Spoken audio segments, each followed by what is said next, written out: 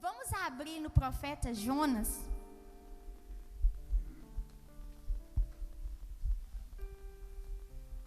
Aleluia. Profeta Jonas, capítulo 2.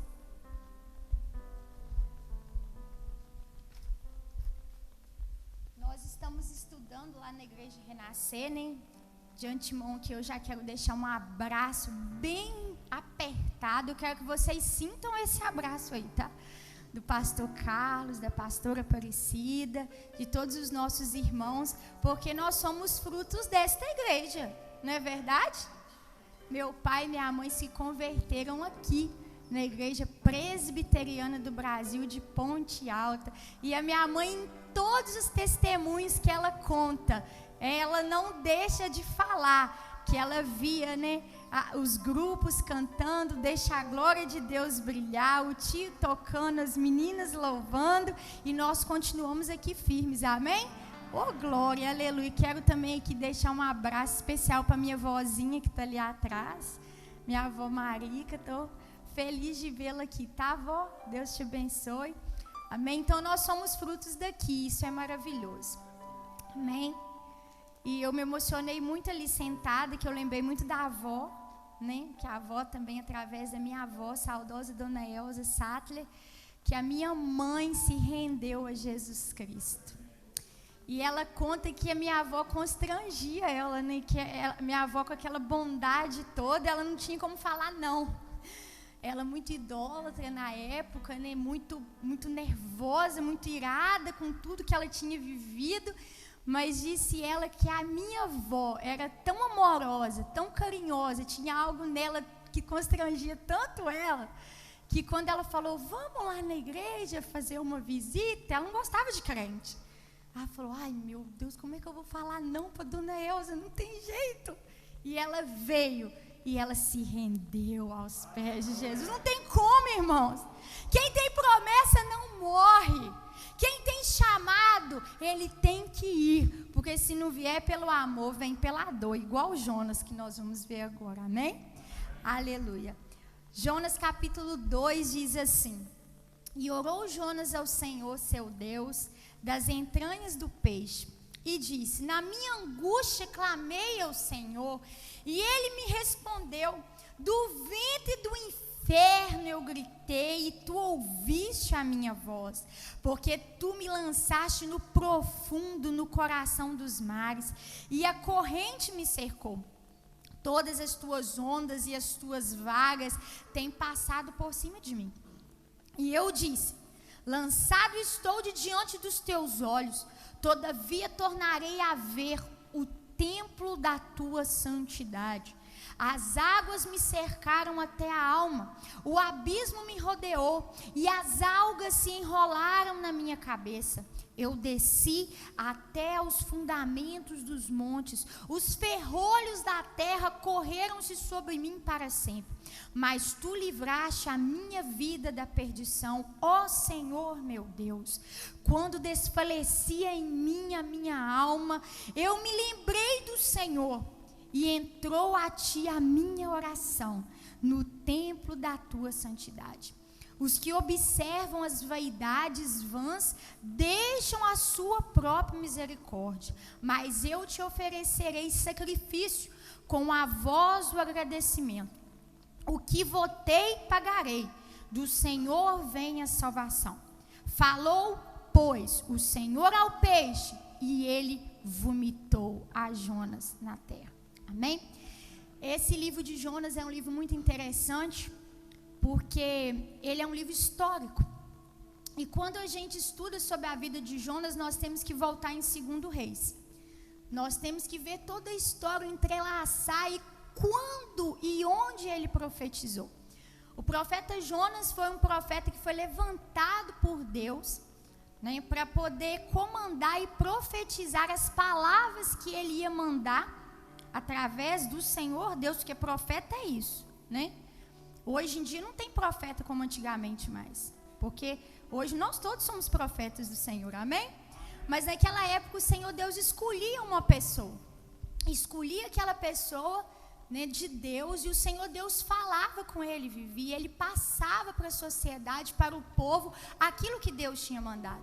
E eles eram muito temidos. Pensa, um profeta, nem vamos supor Samuel, nem quando tinha ali aquele chamado do Senhor de ser profeta também, quando ele entrava, todo mundo ali caía de temor. Era um respeito, era algo sobrenatural. E Jonas era um profeta do reino do norte. E quando a gente fala do reino do norte, nós temos que lembrar da desobediência do povo.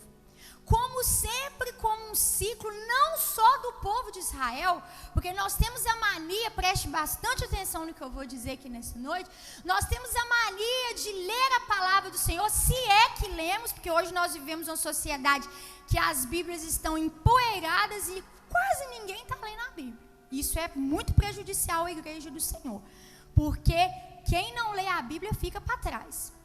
Porque a palavra de Deus, ela vivifica. Fala com o seu irmão que está do seu lado, ela é viva. Ela é a profecia. Se você não lê, tem algum problema com você. E quando o Senhor Deus, então, chama esse homem, né, naquele contexto todo histórico, como eu disse anteriormente, o ciclo de Israel estava ali, implantado, como hoje é no nosso dia a dia. E como eu disse, nós temos a mania de pensar, nossa, antigamente as coisas eram mais fáceis e hoje parece ser mais difícil. Não, sempre foi difícil, sempre foi. O povo de Israel era um povo rebelde, um povo que viu tudo, que viu o mar se abrir, que viu a nuvem nem ali cercando o povo do sol, a coluna de fogo para aquecer. E tantas coisas, tantos milagres que o Senhor Deus fez através dos antepassados. Mas eles eram rebeldes, eles não queriam. Eles sacrificavam seus filhos a Moloque. Eles eram idólatras, eles se prostituíam. Prostituição o quê? Não essa prostituição que eu estou... Também. Mas quando a Bíblia fala dessa prostituição, ele fala de adultério, de traição do Deus de Israel. Aquele Deus que socorriam eles a todo instante. E virava e mexia, tinha que ter um juiz antes dos reis. Levantava juiz porque o povo tinha que ter alguém para poder puni-los.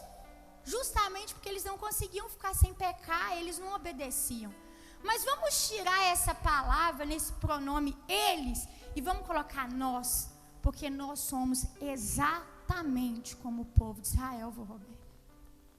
Sabe o que nós somos? Cheios de vontades. A gente vem na igreja, a gente ouve a palavra, a gente chega aqui, ouve os louvores, mas a gente continua vivendo da mesma forma.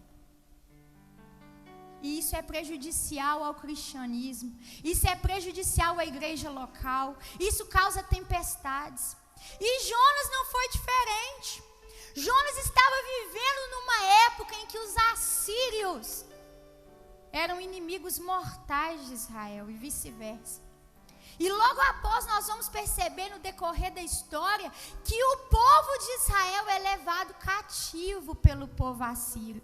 E quando eu falo Assíria, gente, é porque é o mesmo local de Nínive, né? É o mesmo local. Aquele povo era mau. Eles pegavam os crânios humanos e faziam pirâmides. Eles matavam as pessoas. Todos os israelenses, aquelas pessoas todas. E Jonas odiava aquele povo. E pensa bem, o Senhor Deus chama Jonas e fala: Jonas, você vai lá e vai pregar o que eu mandar você falar para aquele povo. Imagino eu que Jonas ficou com raiva. Ele pensou: poxa vida, eu quero que esse povo se exploda. Eu quero que caia uma bomba lá e mata eles todos. Crente amargurado, já ouviu falar? O crente que só quer a bênção para ele. E Jonas, ele era do povo da promessa, né, daquela nação prometida. E ele foi o primeiro profeta, tio, a ser chamado para poder pregar para um povo gentil, que não era escolhido, né? E até hoje o povo de Israel é assim. O judaísmo, o pessoal aí que sabe história pode me ajudar. Eles são muito individualistas. São tudo eles. No entanto que existe uma guerra lá até hoje. E na época aqui também, quando os assírios tomam esse local, vira uma mistura geral. E o povo também não aceita, não. Judeu não aceita mistura, não. Ou você é judeu, ou você não é. Preconceitos. Às vezes nós queremos todas as bênçãos para nós. Mas se há alguém que está cheio de defeitos, porque, ó, gente, defeito eu não tenho não, tá? É só vocês. Só vocês. E igreja que tem problema é só renascer. Presbiteriano do Brasil não tem. A gente é muito individualista. Muitas das vezes a gente quer tudo para nós. E Jonas estava vivendo eu creio que essa crise dentro dele. Eu não quero ir lá, eu não quero profetizar. Sabe aquela pessoa que pisa em você todo dia, que você tem que pregar e você tem que orar para ela? É isso mesmo.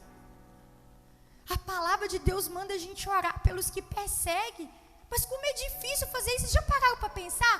Dobrar os meus joelhos e orar por alguém que me odeia, que me persegue, que pisa no meu calo todos os dias. É isso que a palavra de Deus manda. Se eu amar quem me ama, o que eu estou fazendo demais, Dani? Se eu amo você, você me ama, você nunca fez nada de ruim para mim. Agora, amar aquele que te persegue, aquele que me persegue, é difícil. Engolir seco, às vezes, uma palavra maldita, uma palavra que alguém lança sobre você, que você fala, meu Deus, por quê? Quantos de nós nos perguntamos, por que eu estou vivendo essa situação? E Jonas, então, ele era esse profeta desse reino que foi dividido lá no início, quando Salomão pecou. Não sei se vocês se recordam desse episódio, que Salomão pecou, ele acabou entrando na parte de idolatria, porque casou com muitas mulheres que não eram da linhagem, e o Senhor Deus pesou sobre ele aquilo ali, e o reino foi dividido, era um só, e passou para reino do norte, que é Israel, e reino do sul, que é Judá, que foram 2 tribos, e as outras 10 ficaram no norte. Aí já começou errado, né? Divisão. O Senhor Deus não queria aquilo, mas foi uma escolha deles. Nós não somos robôs. O Senhor Deus, Ele sabe quem já vai ser salvo. Lógico que Ele sabe. Ele sabe.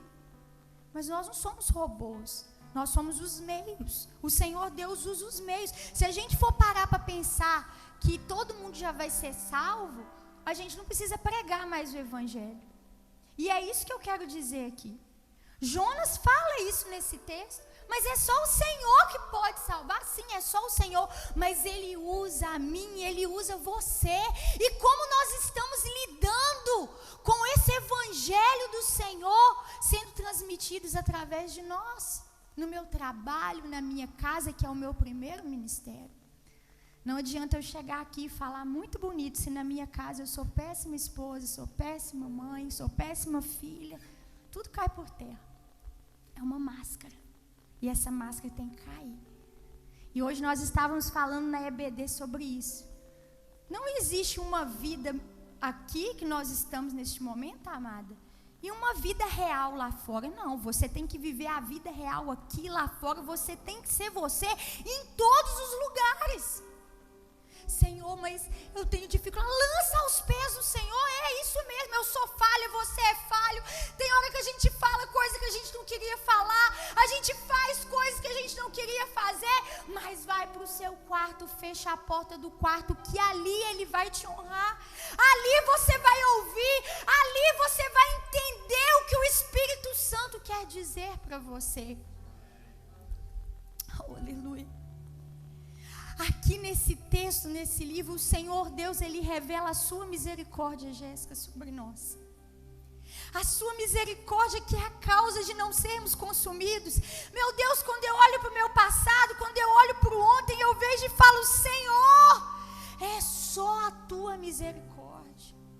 O tanto que nós somos falhos, é pela graça. É pela graça. Lá nos evangelhos diz isso, lá o apóstolo Paulo sempre diz isso, pela graça sois salvos mediante a fé, isso não vem de vós, mas é dom de Deus. Se não fosse essa graça sobre nós, meus amados, a gente não estaria aqui hoje. Jonas, no capítulo 1, ele vai fugir da vontade de Deus.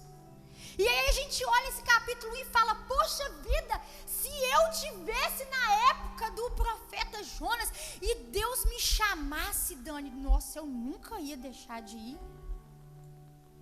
Quantas pessoas que estão aqui hoje, que têm chamado de Deus e não estão cumprindo o seu chamado? Que está fugindo, assim como Jonas. Uma vez eu fugi do meu chamado. Era bem novinha. Não sabia o que eu queria, não sabia se eu queria estudar, se eu queria pregar, se eu queria cantar, se eu queria fazer.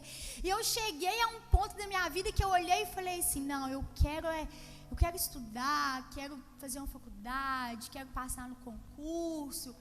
E larguei Deus de segunda opção. Segunda não, às vezes bem lá, bem para baixo mesmo, sabe? Às vezes nenhuma opção ele estava na minha vida. E o Senhor Deus me moeu. Eu cheguei ao pó.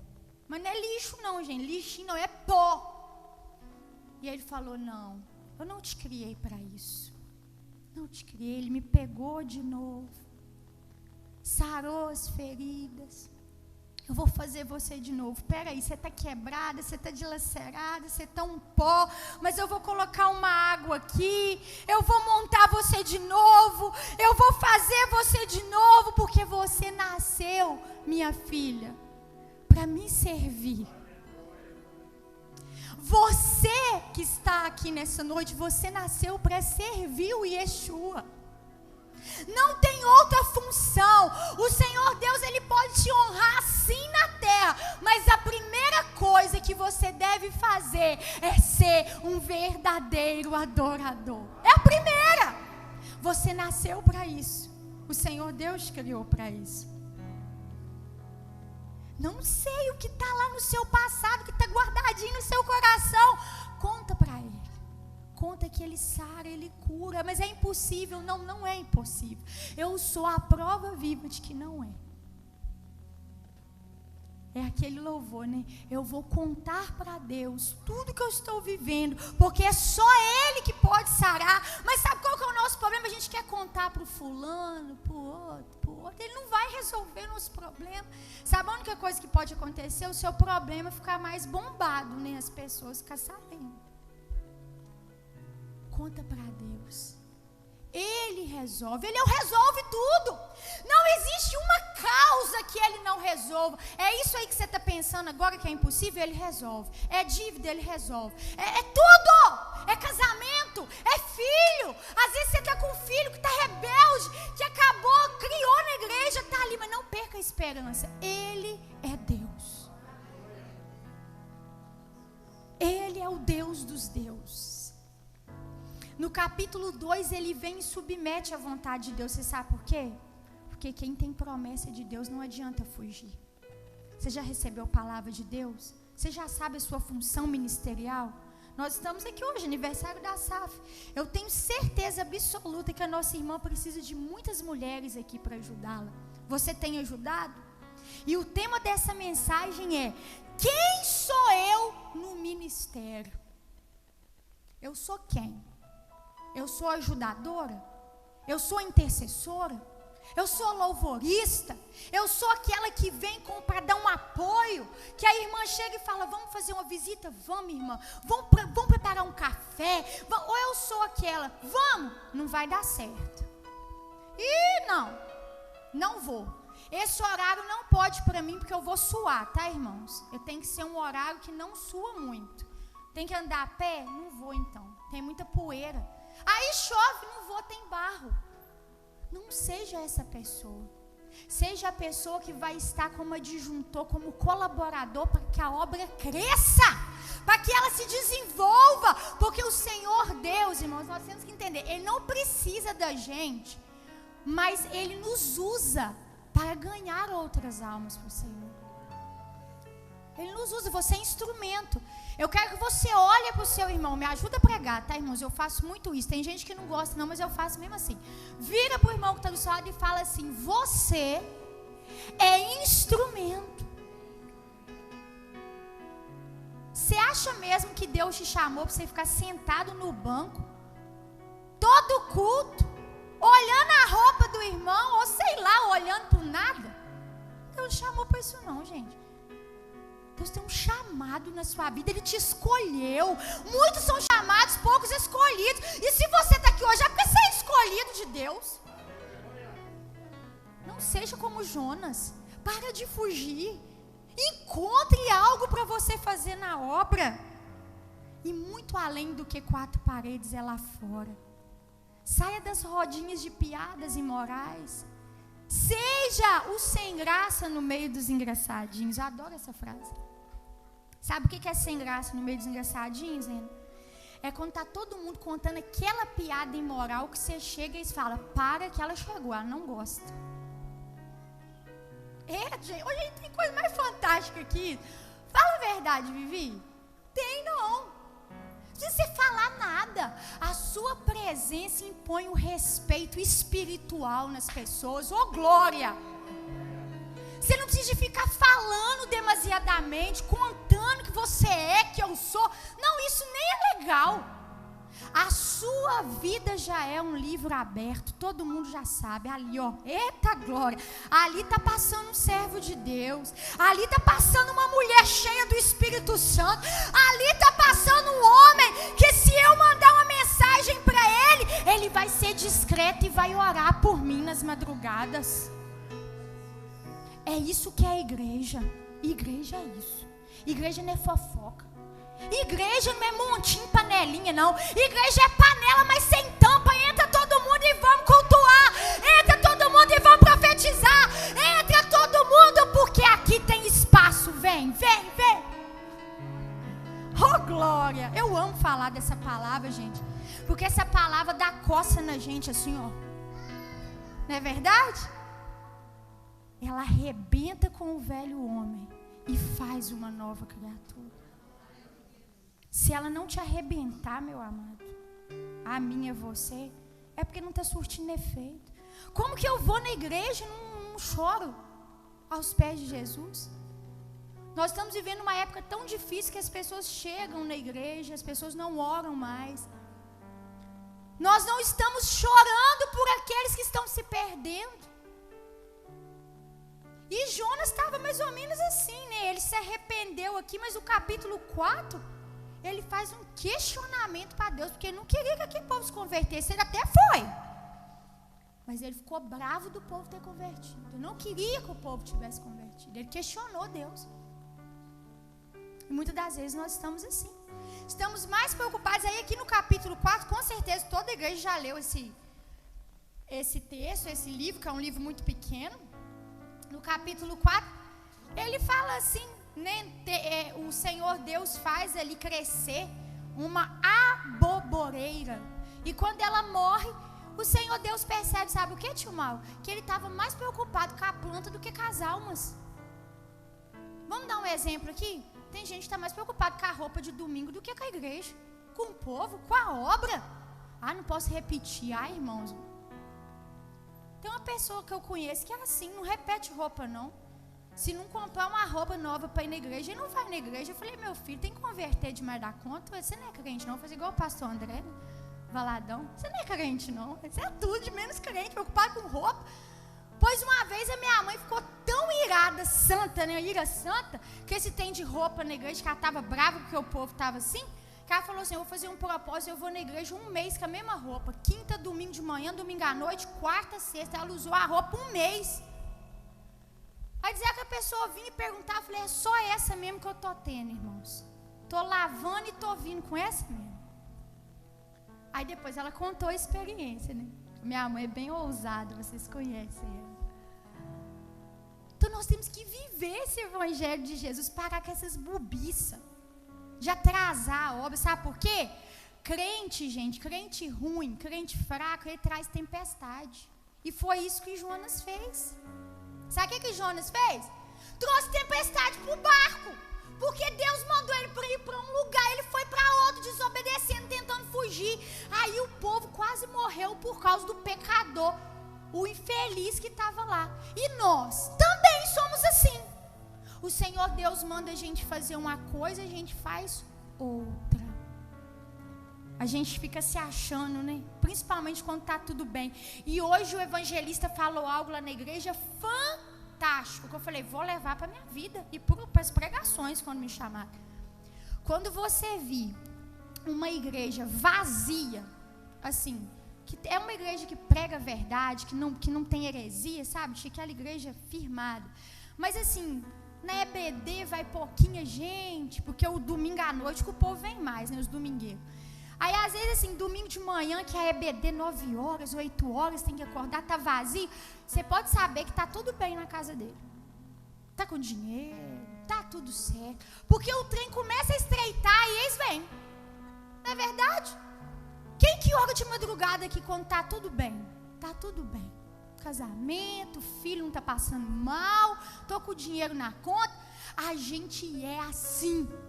As coisas começam a estreitar para o nosso lado, a gente procura o pastor, a gente procura os irmãos da intercessão, porque até então os irmãos da intercessão da igreja ficam lá no cantinho. E Jonas foi assim também. No capítulo 2, o que ele faz? Ele podia ter obedecido. Mas no capítulo 2 ele clama ao Senhor porque ele está no ventre de um grande peixe. Ele estava, gente, no vale da sombra da morte. Inclusive para alguns teólogos liberais, que nós temos que ter muito cuidado, tá, irmãos? Com vídeo na internet, toma cuidado. Nós temos que ver vídeos de pregações e de pessoas que têm base bíblica. Eu amo ver os vídeos do pastor Hernandes, eu sou fã do pastor Hernandes, presbiteriano do Brasil, do pastor Nicodemos, Lorival, eu amo os vídeos deles, porque eu sei que são pessoas que estão firmadas na palavra, que não vão pregar heresia, que vão pregar aquilo que está na palavra, sem rodeios, porque a Bíblia explica a Bíblia, e tem gente que fica querendo esgravutar as coisas aqui para poder inventar moda. E esses teólogos liberais estão assim. Inclusive, eles já lançaram aí na internet, até em pregações, que esse livro de Jonas é uma ficção. É uma história. Olha, gente, nós temos que ter cuidado. Isso aqui não é uma ficção, isso aqui é real. É um profeta de Deus que passou por isso. Ele foi a própria profecia vivida. Porque ele foi engolido por esse grande peixe. Ah, mas como que pode? Deus é Deus, ele faz tudo. Olha bem, ele até mandou, ele conversou com o peixe. Olha aqui, ó. No versículo 10 fala assim, ó. O Senhor falou ao peixe e ele vomitou. Aí sabe o que eu tiro aqui? A tempestade obedeceu. O peixe obedeceu. E Jonas não obedeceu. Aí vamos falar para nós, Senhor, o Senhor, até a natureza, tudo que existe te obedece e nós somos desobedientes ao Senhor. Nós precisamos voltar ao primeiro amor, igreja. Precisamos chegar na igreja e chorar aos pés do Senhor, pedir perdão a Deus dos nossos pecados, nos arrepender. E aqui, nesse contexto histórico dessa pregação, ele fala isso, nós precisamos parar, vô Roberto, de orar só quando a gente está precisando. A oração deve ser um hábito. Eu não posso sair da minha casa sem orar. Eu não posso acordar sem orar. Eu não posso acordar e deixar de reunir a minha família em uma oração matinal. Isso tem que parar de ser falado. Isso tem que ser praticado. O que a Bíblia diz? Satanás, ele fica ao derredor, rugindo como um leão, procurando alguém para tragar. Aí a gente vê, né? Por que nas escolas tem tanto problema com os meninos? Os meninos disciplinados, antigamente não era assim, na época do meu pai conta a obediência que eles tinham aos professores, hoje em dia é assim. O professor tem que ter até às vezes cautela de falar, senão o menino voa na gente. Qual que é o problema? Problemas familiares, problema espiritual. Sabe por quê? Porque o convidado maior não está muitas das vezes sendo convidado a participar dentro da nossa casa, que é Jesus. Meu filho, você já orou? O Isaac acorda Filho, já orou? Já fez sua oração matinal? Eu sei que às vezes ele não quer. Ele fala assim, mãe, se eu deixar ele quer mandar em mim, no John manda e quer mandar em todo mundo. Eu falo, filho, tem que orar. Tem que orar porque você tem que ter a sua experiência com Deus. E isso é fantástico. Você levar Deus para dentro da sua casa, isso é muito belo, isso é maravilhoso. Lembramos de Deus quando não conseguimos resolver a nossa situação. Nós somos assim. Como eu disse, quando está tudo bem, nós estamos conseguindo resolver, está tudo certo. Aí quando um filho fica doente, eu passei esses dias com meu filho um problema de saúde, que gente, eu sou muito desesperada. Eu sou assim, eu sofro muito. Se o Isaac der uma febre, eu começo a chorar, eu ligo para minha mãe. Mãe, vem aqui, vem pai, vamos orar, vamos fazer uma oração aqui, porque eu sou muito preocupada. Minha mãe fica assim, pelo amor de Deus, minha filha, você não pode ter mais filho, não. Ela fica desesperada comigo. E o Isaac deu uma febre, garganta, nunca tinha dado, garganta muito infeccionada. E aí eu não quis levá-lo ao PAN, acabei automedicando, eu mediquei ele, a médica. Automediquei ele, comprei uns remédios e deu super certo. Assim, 6 dias, ele ficou top, brincou de boa. Quando deu o 7º dia, último dia de tomar o remédio, o menino de noite começou a passar mal de novo. Eu urrava, gente. Urrava em cima da cama. Eu falava, Senhor, o que está acontecendo? Eu sou assim, tá, irmãos? Tem misericórdia, Jesus. Que mal é esse que está nessa casa? Eu não aceito. Não aceito, meu Deus, doença entrar nessa casa. O que está acontecendo com meu filho? Meu filho nunca ficou assim. E ele assim, não comi, Marcelene. Ficou 4 dias sem comer, o Isaac come toda hora. Eu falei, Senhor amado. E fui chorando. Oh, gente, eu nunca orei tanto. Fui orando de madrugada, fiquei sem dormir. E o John Lane ficava assim, amor, pelo amor de Deus, para de ficar medindo a febre do Isaac de 10 em 10 minutos. Eu falei, não, eu tenho que orar. E fui orando, fui profetizando, fui batendo o pé dentro de casa. Eu falei, Senhor, é o Senhor que é o dono da minha família. Eu não aceito. E é isso que Deus quer de nós, mulheres guerreiras. A mulher sábia edifica a casa. Tudo bem, se Deus não tivesse curado ele continua sendo Deus. Mas o Senhor Deus quer ver em nós a força da mulher guerreira, a força da mulher espiritual, que zela pela sua casa, que percebe quando o mal chega, que entra dentro da sua casa profetizando, que pega os seus braços e vai profetizando nos quartos, na cabeça do filho, no esposo. Senhor, é o Senhor que é o dono do meu lar, é o Senhor que é o dono da minha família, da minha geração, da minha descendência. E não sou eu que digo, é o Senhor. Praga nenhuma chegará à minha tenda. Mas sabe como é que a gente está às vezes, tia? Assim, ó. O inimigo andando para lá e para cá, fazendo gracinha na nossa casa. E a gente não tem autoridade. O Senhor Deus quer que nós tenhamos autoridade. E essa autoridade está sob as mãos da igreja. Quem é a igreja? Sou eu, é você. Essa autoridade foi dada para nós. Sabe o que você tem, Vivi, nas suas mãos? O poder de Deus. O Senhor Deus disse isso, Jesus disse isso nos evangelhos. Aonde nós colocarmos as mãos, o que ia acontecer? Os enfermos seriam curados, os demônios sairiam. Amém? Você toma posse? Levanta a sua mão assim comigo então e fala, Senhor, eu tenho o poder do Senhor sobre as minhas mãos. Toca em alguém que está do seu lado e fala, eu profetizo sobre a sua vida. Eu profetizo. Amém. Já estou finalizando. Deus te chamou e Ele te escolheu. E aí? A pergunta, você está na guerra ou você está fujão? Porque a guerra não é fácil mesmo não, irmãos. Tem perseguição dentro da igreja. Tem coisas que as pessoas vão falar que vão te desanimar. Acontece tudo também. Mas você está firmado em quem? Você está firmado na pastora Priscila? Você está firmado no tio? Ou você está firmado na rocha inabalável que é Jesus Cristo? Eu estou firmada na rocha, na pedra angular, na pedra de esquina, aquele que foi rejeitado, mas Por isso nós estamos aqui hoje, porque Ele morreu morte de cruz para que nós fôssemos livres. Amém? Fala, eu estou firmado em Cristo. Eu estou firmada em Cristo. A minha família está firmada na rocha. Amém? O sermão que mais surtiu efeito, Dani, foi esse. Sabe por quê? Ele foi lá, pregou, tio, aquilo que Deus mandou, e uma nação se rendeu a Cristo. Sabe o que tem ideia do que é isso, gente? Uma nação. Todos. Aí, ó, tá lá no capítulo 3, 5. Vou ler. E os homens de Nínive creram em Deus e proclamaram um jejum.